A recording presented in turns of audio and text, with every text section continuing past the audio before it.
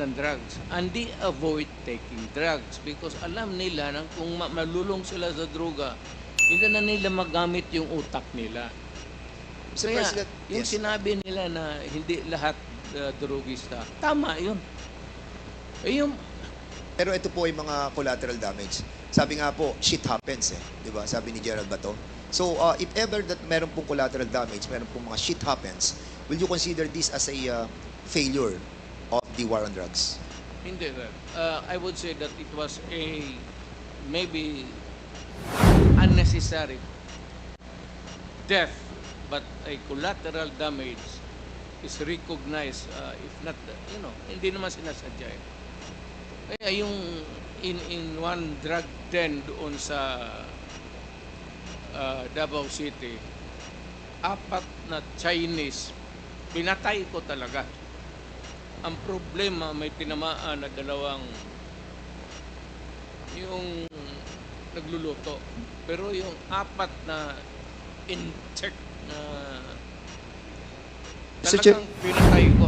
Sinadya ko talang patpatayin. Mr. Chairman, Mr. President, is that a Admission, yes.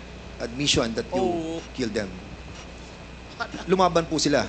Or pinatay nyo silang walang laban? Sinabi ko sa kanila, Hindi, sir, Mr. President, pinatay nyo po ba siya ng walang laban or lumalaban po sila? hindi, lumalaban.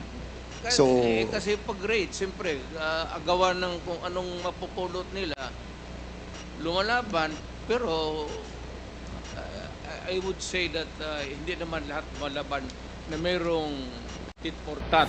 Meaning to say, kung may M16 yung police, may M16 sila, that would be an impossible scenario. Pero kung lumaban, pasensya tayo.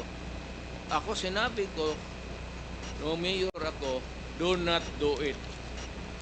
Do not do it because I will kill you. Kung yung naabutan ko doon, kagaya ng 4 na inchik, talagang pinatay ko. 4 po ba yun or 6, Mr. President?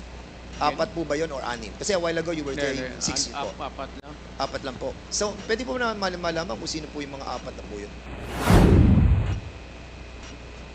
Ano pong pangalan po nila? Alam mo, sir, ang lolo ko Chinese. Baka nga yung isa siguro pinsan ko pa yung